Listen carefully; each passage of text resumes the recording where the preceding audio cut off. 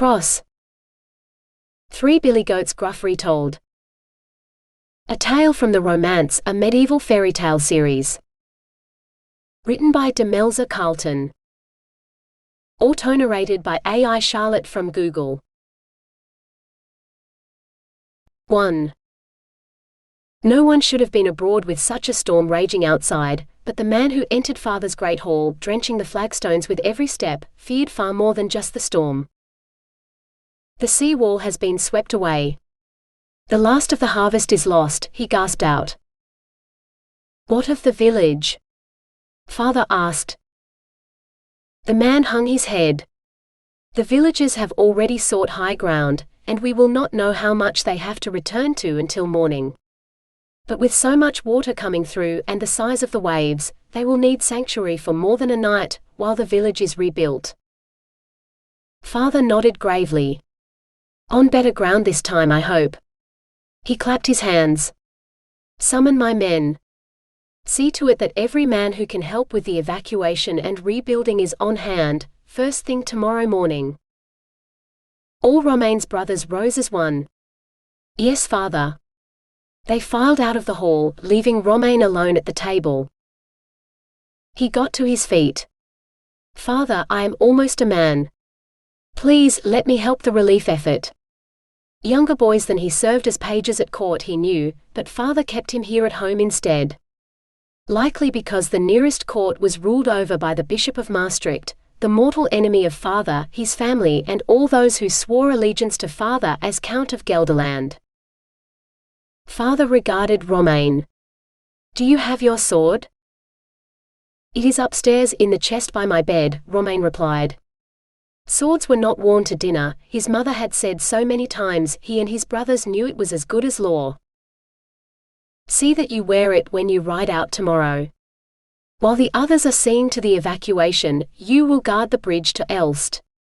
Your job will be to warn anyone who attempts to cross it of the terrible fate that awaits anyone who reaches Elst, or the bishop's lands at Veluwe.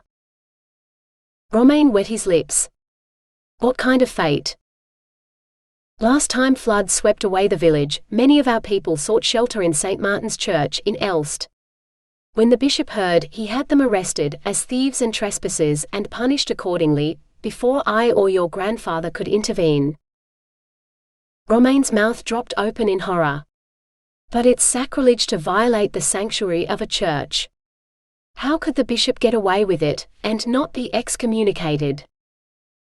Father shook his head. The bishop is the priest's superior, and he denied them sanctuary, seeing as they were already trespassers on his land. They never reached the church.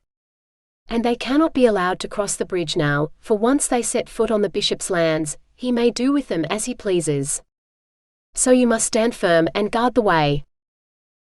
I will go now, Father, Romein said.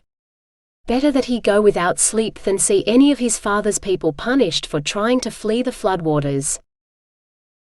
No, you will ride at dawn and no earlier, Father said. No one should be out in such a storm. Romein sank down onto the bench, pushing his plate aside. He had no appetite now. Yes, Father. Little did he know that the storm and the flood would be the least of his worries on the morrow. 2. The horses have been saddled and packed for an hour or more. Should we not leave? Julia asked, gazing from William to Thibaut and back again. We should have been in Elst yesterday instead of passing the night in some common inn, William said, glaring at Thibaut. Thibaut's gaze did not waver from the fighting pit. He flapped a hand vaguely in their direction. One more round. I have placed a large wager on this bird, and I am certain he shall be victorious. William seized his arm. We need to go now, Thibaut, before the floodwaters rise any further. If the bridge is washed out, it could be weeks until we reach Veluwe. All the more reason to focus on the cockfight then, if we are to stay a little longer. The better I know the birds, the more I can win when I bet upon the winner. The more he would lose, more like, Julia thought but did not say, for she'd learned quickly that Thibaut was quick to anger and not above cuffing her. Oh, William would chide him and Thibaut would shrug it off, saying it was nothing, while Julia was too busy rubbing her jaw or trying to quiet the ringing in her head to argue. It didn't help that she was dressed like a pageboy, so none of the Count of Gelderland's men would know a prize like the future Lady of Veluwe rode among them, with only 2 men to guard her. Well, William was a man, though she suspected Thibaut was more of a beast. He reminded her of the mean alley cat back home, howling and yowling all night, and attacking any creature that approached him, in between rutting with any female cat he could find. She'd heard one of the maids calling him the Prince of Cats, the alley cat, not Thibaut, for he must be royalty to lie with so many queens. The other maids had giggled, and a prince the cat had become, though he had but 1 ear, 1 eye and no crown. William, Julia began. He hushed her. You go on ahead, cross the bridge to Elst. Make your way to St. Martin's Church, and wait for us there. If we have not arrived by dark, tell the priest your true identity, and ask for lodgings for the night. I will make him come. If only Thibaut were not such a large man, much bigger than William by far, she might have believed him. As it was, she knew William would likely have to use the weight of his words to get Thibaut to move. And words were something Thibaut rarely listened to, unless they came out of his own mouth. But if she made it to Elst, she wouldn't have to pretend to be a page anymore. She wouldn't need to bind her breasts or wear hose that chafed around her hips when she rode. Or fetch food and drink for William and Thibaut, like she really was their servant. Fine, she said, and marched off. Her palfrey, and it was hers, for the mare did not permit Thibaut or William to touch her, let alone sit atop her back, shivered as Julia mounted, as though the horse was just as eager to reach their destination as Julia herself. Julia only had to touch her knees to the mare's flanks, and she was off and running. The inn was soon far behind them, and the river loomed larger. Why, the waters were swirling around the bridge supports, the waves licking hungrily at the bridge itself. She urged her horse to move faster. Only at the last moment, the palfrey balked at the bridge, prancing about on the riverbank as though she'd seen a snake. Julia swore and slid down, wrapping the reins around her hand so that she might walk the frightened creature across the bridge. Unless the horse was right, and the bridge was more dangerous than staying on the bank. Julia bit her lip, tasting blood, then sent her magic into the swirling waters, questing, asking. She'd heard that the other elements, fire, earth, air, were not as capricious and could be commanded. But commanding water was like trying to stop it from flowing through your fingers. You could not force it, only ask. Today, she asked if the river meant to sweep the bridge away, or if it would hold. Water never answered in words, but the response was still clear as the waves calmed, showing her the layers of moss the bridge had collected beneath it over the centuries, proof that it had withstood many floods and likely would still stand for many more. Julia inclined her head in thanks and stepped onto the stones, following the high arch to its peak, before running down the other side, the palfrey's hooves clattering after her. Until she found her way barred by a naked sword. Halt! 3. Romein stood guard on the bridge until noon, when the sun vanished behind the clouds. Not a soul had even attempted to cross the bridge. He sighed as he sat down. Father had sent him on a fool's errand again. Well, not precisely a fool's errand, but one where even a fool would be capable of carrying out Father's wishes, without finding himself in the least whiff of danger. His brothers were likely rescuing people and their belongings from floodwaters, carrying them to safety and beginning to build a new, better village on higher ground than the first. While he was sitting on an empty bridge, wondering whether the tree that was wedged against the bridge supports would work its way free and continue its journey downstream, or if someone would haul it out of the river to chop into firewood for the winter, when the floodwaters died down. If he had a pole, like the riverboat men used, he might tip the tree into an angle in the current, so that it could right itself and flow through the bridge and away. Alas, he had no pole, and his sword was too short to reach. A jouster's lance or a spear would do the job. If only Father had given him a spear to carry instead of a sword. The clatter of a horse's hooves on stone sent him leaping to his feet, drawing his scorned sword. A foot soldier was no match for an armed knight, he knew. He should have remained on his horse instead of letting her graze in a nearby field while he did guard duty. He should have. Halt! Romein hoped the man running toward him wouldn't hear the tremble in his voice. At least he was leading his horse instead of riding it. The man skidded to a stop as the bridge leveled out, and Romein found he wasn't facing a man at all but a wide-eyed boy, at least half a head shorter than himself. His fine clothes and hacked-off shoulder-length hair marked him as someone's page, for he was surely too young to be a squire yet. Besides, the horse he was leading surely belonged to some great knight, for the mare pawed the ground, eyeing Romein with disdain like a trained warhorse that wanted to trample him into the dust. Romein lifted his chin. He was more than a match for this page. You cannot pass. If you wish to cross the bridge to Elst, know that you will pay a terrible toll. The page frowned. What sort of toll? Romein swallowed. His father had spared him the details, but he knew that the Baron of Maastricht's justice involved frequent use of the lash, and it was rumored that he was fond of the wheel. The lucky ones were those who were executed after, but he'd heard stories. A terrible one, Romein repeated. The cost will be so great few survive. The page looked thoughtful for a moment, then drew his dagger and held it out, hilt first, to Romein. I do not have much, but this is the most valuable thing I possess. If I give it to you, will you permit me to pass across the bridge and on to Elst? The dagger was beautiful, with waves carved into the hilt, shining silver like the sea in the sun. Whoever this page was, he came from a wealthy family, to own such an ornate eating knife. But a costly dagger would not defend this boy from the Bishop of Maastricht. Keep your knife. You have more need of it than I do. Romein waved his sword before sheathing it. How to explain the bishop's evil to this boy without frightening him? There is a monster. Like a troll? My mother told me stories of trolls who guard bridges, the page began eagerly. Romein found himself nodding. Better that the boy believe in mythical monsters, than men who looked like anyone else, but behaved like monsters. Yes, just like that. If you cross this bridge, he will take such a terrible toll, it will take more than a lifetime to repay. Romein couldn't suppress a shudder. The worst stories were of men broken on the wheel, crippled for life, forced to labor for the bishop until he deemed they had repaid him for their crimes. The page paled. In that case, thank you, sir, for the warning. My knife will certainly not be enough, but my brothers are coming. They will surely have the means to pay the troll. If you will but let me past, I must reach the priest at the church of St. Martin before nightfall.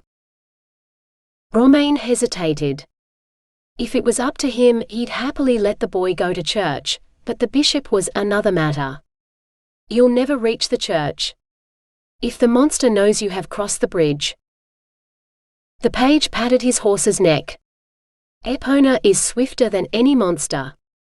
She will carry me as surely as the wind itself. And no monster would dare set foot in such a holy place as St. Martin's Church, not with the relics of St. Martin himself beneath the altar. My brothers will see to the monster, you may be sure of it. Romein shook his head. You do not understand. No man is a match for the evil Bishop of Maastricht. He is a monster the likes of which would give the devil himself pause. Did you hear that, Billy? Not only did that wretched bird lose the fight and all my money, but now we're expected to listen to insults from some troll who looks like he crawled out from under a bridge. Two men on horseback crested the top of the bridge, then dismounted on either side of the page. Almost like they meant to defend the boy against Romein. No, he came to warn me about the troll and the toll for crossing the bridge. A terrible one by all accounts, the page began, looking from one man to the other. You must deal with the monster, for is that not why you have come? The only monster I see is some bully telling scary stories to frighten you and offering mortal insults to his betters, the larger of the two men taunted, stepping up to stand directly before Romein. What did you say about the bishop, troll?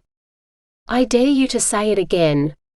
He seized Romein by the collar and lifted him off his feet. Romein swallowed.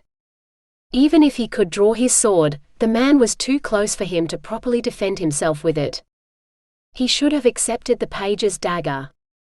The Bishop of Maastricht is an evil monster, and any man in Gelderland will tell you so. The man slammed Romein against the side of the bridge, knocking the wind out of him, then held him out over the roiling waters. Beg the bishop's pardon, and I shall let you live. Romein's arms and legs flailed wildly looking for purchase, but the man's reach was simply too long. Then he accidentally managed to kick the man in the head. Fury blazed in the man's eyes for a moment, and then he let go. Romein screamed as he fell before he landed hard. Pain exploded and everything went black. 4. No, Thibaut, don't. Julia cried, reaching for her cousin. Her brother William was frozen in horror. No help at all. They were both too late. Thibaut let go, and Julia would remember his terrified eyes and flailing limbs forever, until he hit the tree floating beneath the bridge with an ominous crack and lay still. You've killed him, she screamed at Thibaut. He came to warn us. Thibaut just shrugged and pushed past her on his way back to his horse. You should be thanking me for defending your honor and your father's, he said, mounting up. Your father would have had his tongue torn out first for spouting such lies. I did him a mercy. He dug his knees into his gelding's sides and headed off. Come on, we should get going. Thibaut wasted enough time. We'll have to spend the night in Elst before heading on to Veluwe. And pray that there is nothing to gamble on in Elst, or the journey will take even longer. William peered over the side of the bridge and shook his head. Thibaut was right about one thing. Your father never would have tolerated such an insult. He headed for his horse. Julia could not just leave him lying there. Whoever he was, whatever he'd said, the boy had not deserved to die. She bit her lip and asked of the water, does he live? The sound of the boy's heartbeat drifted up to her, magnified by the water. She dared to breathe again. Will you please carry him to where he will be safe, and he may receive healing? A wave rolled down the river, rebounded off the bank, then lifted one end of the log the boy had landed on. A second wave turned the tree so that it faced downriver, instead of pointing toward the banks. For a moment it bobbed in the water, before another wave swept it under the bridge, speeding it downstream. Protect him, she whispered, biting her lip one last time so the river might taste her magic, and know how much she wanted it to help her. Another wave crested, carrying the log and its precious cargo around the bend and out of sight. Julia peered after it, wanting one last glimpse. Or at least an answer that he would be protected. Come on. No wonder this journey takes so long. Just get back on your horse and forget about him. That's what your father would do, Thibaut shouted. Julia sighed. She was not her father, and she would not forget about the boy. He hadn't been wrong, father's justice was swift and brutal, for she'd seen the evidence of that herself back home. If the people here had experienced it for themselves, no wonder they said such things about him. But these were her lands now, as they had once been her mother's. Things would be different now she was Lady of Veluwe, she swore. But she had to get there first. So she slid into Epona's saddle, patting and praising the horse for coming across the bridge, even though it had scared her, and rode into Elst. 5. Romein woke to an unholy screech, a sound that had chased him through his dreams until he'd fallen and hurt his leg, for it was pain which had awoken him. Good, you're awake. Romein did not agree. He couldn't remember ever hurting so much, his leg felt like it was on fire. What happened? For even on the edge of sleep, he knew that a man could not be injured in a dream, only to wake with the same wounds. A miracle, I'm certain of it. When I went down to the river to fetch water for the horses, I found you, lying on a log, floating in my mill pond. I dragged you ashore, thinking only to give you a suitable burial, but when I touched you, you cried out, for you were not dead. That was this morning, and I've been waiting all day for you to wake. I wanted to send for a physician, but it's only me here, and I have work to do, so I can hardly leave, especially with a sick man in my house. Send for the Count of Gelderland. Tell him to send his physician for me. For Romein. Romein, is it? Well, I am Vermeulen, though most just call me Len. I must finish grinding this batch of wheat, and then I can send the horses out into the field, and set off for Valkhof. Vermeulen nodded. I shall leave you some supper, and I will return by morning. He left. The unholy screeching sound resumed. Romein's mind might be fogged by pain, but now he knew the man's name, and that he worked a horse-powered mill. He could repay the man for his kindness. For such screeching should not be borne. Tell the Count to bring butter. A whole crock of butter, Romein said. He tried to rise, but pain shot through his leg and blackness swooped in to claim him again. 6. William insisted on riding into the bailey before Julia, with Thibaut grumbling in the rear. On the outside, Villua looked like any timber castle, with a sheer ring wall broken only by the open gate, beckoning them to enter. But when she accepted her new home's invitation, Julia could not help but gasp. This was no ordinary castle. The walls were thicker than she expected, and it wasn't until she stood in the middle of the bailey that she saw why. They weren't just fortifications but actually parts of the house, enclosed rooms that went right the way around the bailey, until they merged into the main keep, a structure that towered over her. Julia was vaguely aware of William explaining why they were there to the hastily assembled staff, but she did not want to wait. Show me everything, she said to the grey-haired woman, whose hands clutched at the ring of keys tied to her girdle, marking her as the castle chatelaine. The woman looked startled, then bobbed a quick curtsy. Yes, milady. Julia dismounted, and a boy darted forward to take her horse from her. Julia felt a twinge of guilt at not taking care of the mare herself. While pretending to be William's page, she'd had to tend to the horses for much of the journey, a duty she had not minded, but things would be different now. Things would be expected of her, as the Lady of Villua. What's your name? She asked the woman. Mistress Amma is the housekeeper, Julia, William said. I'm sure she has other duties. Perhaps one of the maids.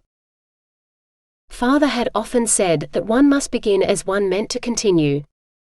Usually that meant harsh treatment of those who crossed him, but even Julia could see that he was right about making a good first impression. Once they'd seen Father's justice, none believed they would ever see mercy from the man. And Julia was the ruler here, not William. Mistress Amma, please show me everything, she commanded. This castle is to be my home now, and I wish to see the extent of my domain. Amma ducked her head, but not before Julia glimpsed a proud smile. Yes, milady. The best view is from the top of the keep. She led the way inside. Julia puffed a little as she reached the top of the stairs, but the housekeeper showed no signs of distress. She crossed the chamber at the top and flung open the door. Behold, my lady. The lands of Villua. Julia stepped out onto a balcony that ran right the way around the keep. From here she could see for miles. Why she'd had no idea the sea was so close. But from here she could see far more water than land, reflecting the clouds as clearly as a mirror. This is not how my mother described it. She said the lands where she grew up were green, green as far as the eye could see. Amma bowed her head. And so it was when Lady Leah lived here, but the floods have swept away everything. When the waters recede, perhaps the fields will be fertile again. But that is not your concern, my lady, but a matter for the Count. The lands of Villua are above the flood waters, and it is only Gelderland under the water. She leaned over the railing and pointed. Those are the fields of Villua, all harvested and ready for whatever snows the winter might bring. Your flocks are grazing among the stubble, before they return to their usual pastures. Veluwe is the richest part of the lowlands, and the Count of Gelderland surely rues the day your mother refused him, and married your father instead. Mother must have had her reasons, or perhaps her father had. That was all so long ago. But we must hold these lands against the Count, or so my father says. Can we hold? Julia asked. Amma hesitated. As long as the Count keeps to his borders and we keep to ours, there has been peace. But should one of his men, or worse one of ours, trespass, all our men are loyal to your father milady, and the Count's men, misguided as they are, cleave to him, so when the twain meet, there have been hostilities. She means fights, cousin, Thibaut said, striding out onto the balcony. One of the village cockfights was between the Count and the bishop, or at least that's what they called the birds, and it had the largest prize purse of all the bouts put together. Some of the villagers said it was like putting a bishop's man and a Gelderlander into the ring together. None could predict the outcome, but they would fight to the death for their lord's honor. Of course they had never seen me fight, or they would know your father's man would win every time. He flexed his sword arm, making the muscles stand out. Julia shuddered at the sight of such unsightly bulges. She wished she could order the men not to fight so, but men were hot-headed creatures, driven by their passions far more than reason, and they would fight from when they drew their first breath until they gasped their last, Thibaut included. Thank the heavens father had chosen to send her here to rule mother's lands, instead of marrying her off to some sword-waving bull of a man with nothing between his ears but an echo of her father's orders. Enough talk of men. I wish to see the rest of the castle, Mistress Amma, Julia said. And I wish to find the bottom of a wine jug. I think I'll go find the kitchens, or maybe a wine cellar, and leave you women to your housekeeping, Thibaut said, disappearing down the steps as quickly as he'd arrived. Will your cousin be staying at Veluwe long, my lady? Amma asked. Julia shuddered. God, I hope not.